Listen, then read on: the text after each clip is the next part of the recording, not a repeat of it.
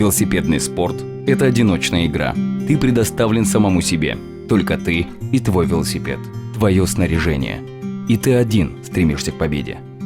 Но даже один человек может изменить свою жизнь, свой город, свою страну, мир вокруг себя. В июне этого года я организовал велосипедный марафон Ашу Гран-при. Десятки велосипедистов из Кыргызстана и зарубежных стран участвовали в гонке. Велосипедные соревнования можно проводить по всему Кыргызстану.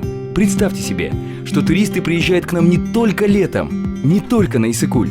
Представьте себе, что мы стали центрально-азиатской столицей велосипедного спорта.